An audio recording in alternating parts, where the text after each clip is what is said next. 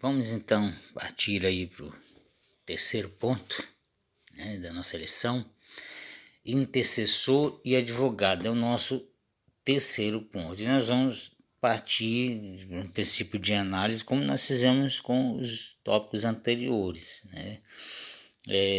Usando uma análise literária a partir dos termos gregos usados, né? No ponto 2 eu cheguei a falar de transliteração, acabei falando do hebraico, né? Mas na verdade é transliteração do grego para o português, não é do hebraico. O hebraico são outros casos. De qualquer forma, também não há transliteração do hebraico para o português, mas no caso nosso aqui é do grego, o trabalho nosso é em torno do grego. Bom, vejam bem, a gente pode partir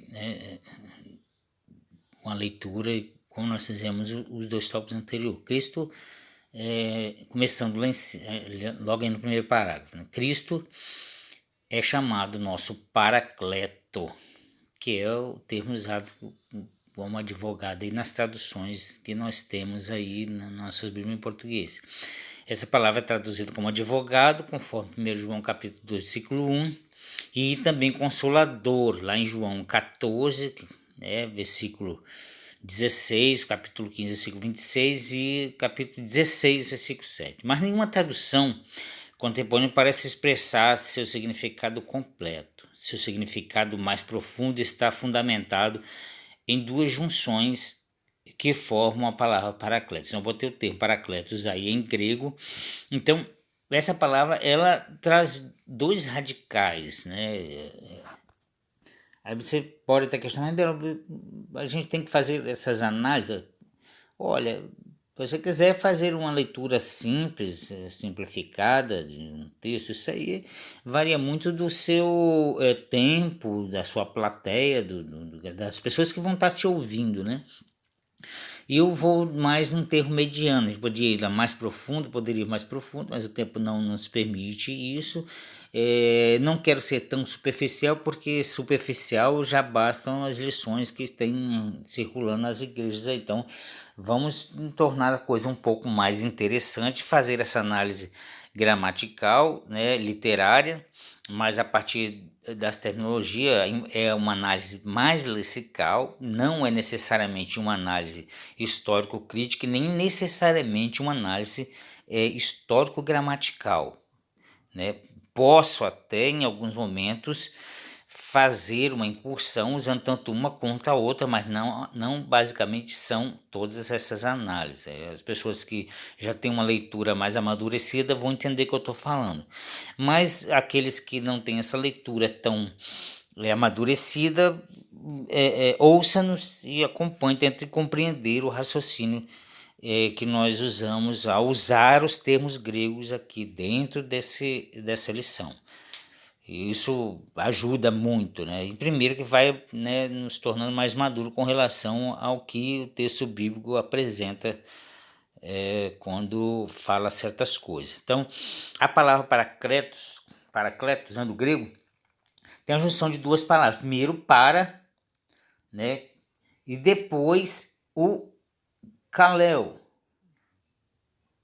Para traduz como de perto e kaleo, que se traduz por fazer uma ligação. Aí sim, juntando, com essa ideia, quando você tem uma língua com mais de 40 mil verbetes, né, no seu dicionário mais compacto, você tem palavras para fracionar várias expressões, mas você pega uma língua antiga como é o grego, que não usa aí mais que 5 mil palavras correntes, né?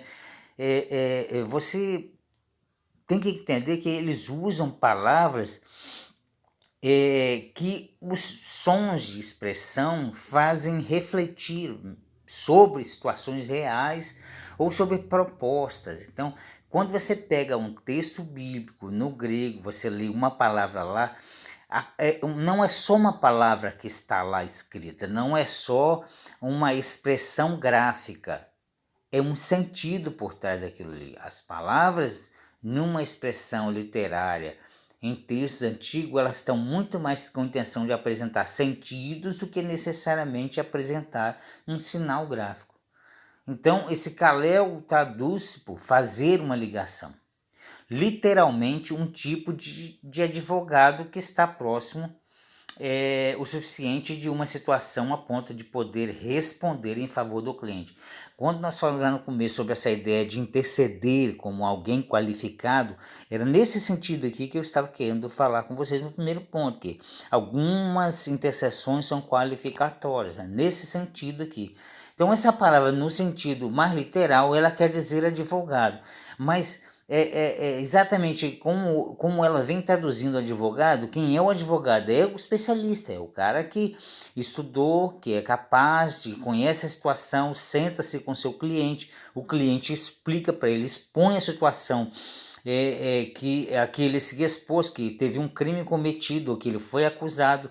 Então, depois de ele explicar tudo isso, aí sim, aí ele vai elaborar uma defesa. É realmente o termo usado nos tempos do Novo Testamento para um advogado, esse é o termo.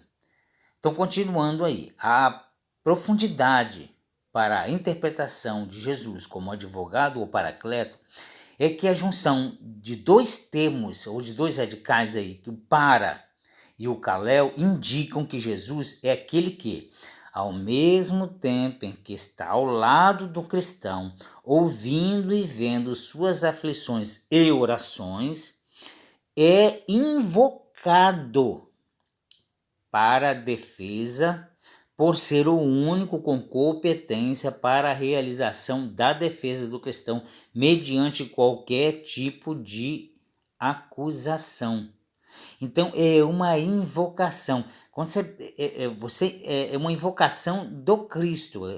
É como se nós tivéssemos essa garantia, exatamente. O advogado é aquele que me dá garantia legal de ser defendido. O autor da carta de 1 João é enfático ao lembrar que podemos cometer pecados e, se assim acontecer, aí diga lá, não pequei. Se, entretanto, alguém pecar, temos advogado junto ao Pai, Cristo Jesus, o justo.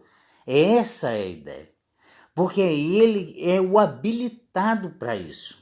Você não encontra no mundo da justiça, ou pelo menos do ponto de vista lógico, você não pode ser defendido por um criminoso.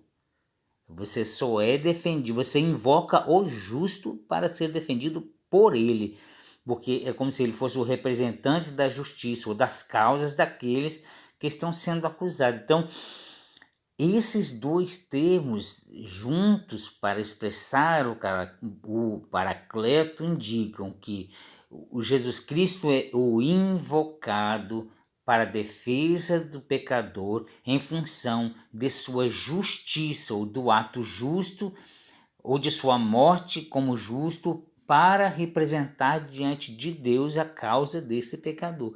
Então, tanto o intercessor como o paracleto, eles vão na mesma direção.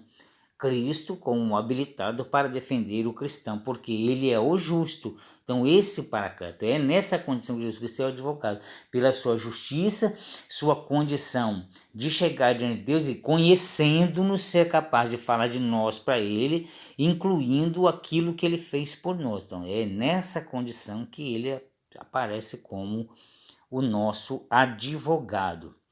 Agora, o que está incluso na intercessão? O que pode ser intercedido? Cristo é o advogado dos cristãos. Sua função atual é aparecer diante do tribunal de Deus, é para nos justificar. Faltou um para aí, mas é para nos justificar, né?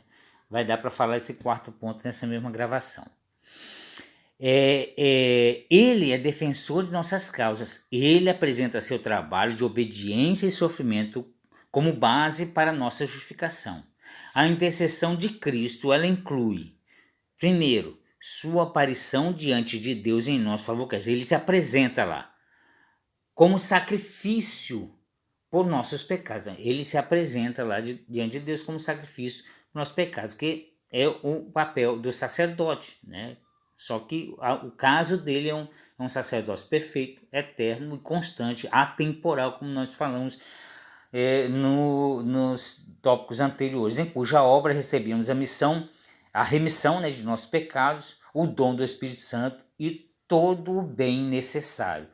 Outro ponto que é incluído na intercessão: defesa contra a sentença da lei e as acusações do inimigo de sua criação, o acusador. Então, quando somos acusados pelo inimigo, como somos afrontados por ele, ele se apresenta como um intercessor nessa condição nossa também diante do nosso acusador.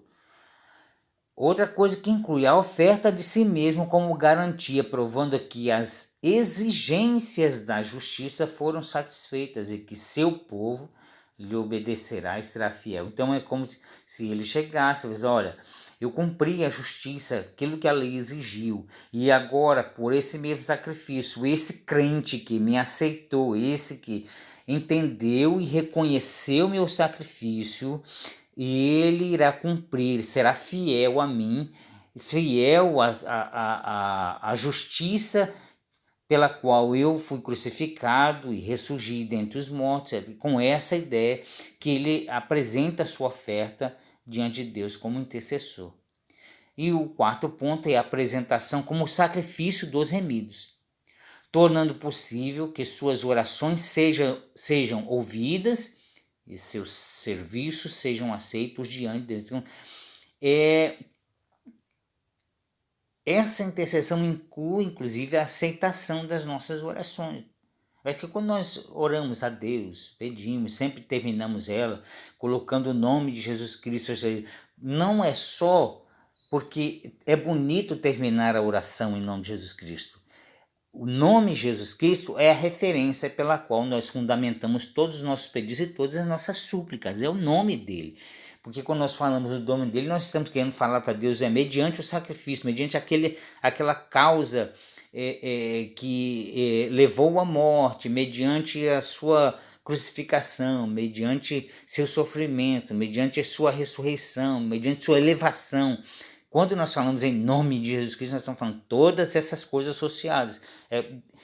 Diante dessa associação de vários fatores da obra de Cristo, é que nossas orações podem ser recebidas e atendidas por Deus, né? Lembrando daqueles critérios e do grau de intercessão que não pode ser esquecido por nós. Então Jesus cumpriu seu papel como intercessor da humanidade. Agora, nós cristãos e seus servos devemos seguir seu exemplo e intercedermos uns pelos outros nas aflições e nas dificuldades diárias. Então, como cristão, como aquele que reconhece o sacrifício de Cristo, como aquele que aceitou a Cristo um dia, como aquele que sai pelas ruas proclamando que tem uma vida conforme o modelo de Cristo, nós devemos seguir o seu próprio exemplo, interceder como ele faz diante do Pai por nós. Nós intercedemos uns pelos outros, pedindo a Deus misericórdia, graça, força, sabedoria, para que nós possamos, todos nós seguirmos esse caminho, todos os cristãos consigam chegar ao seu destino correto, ou que possamos todos juntos herdarmos a vida eterna, conforme o sacrifício de Jesus Cristo. Que Deus abençoe os irmãos. Até a próxima lição.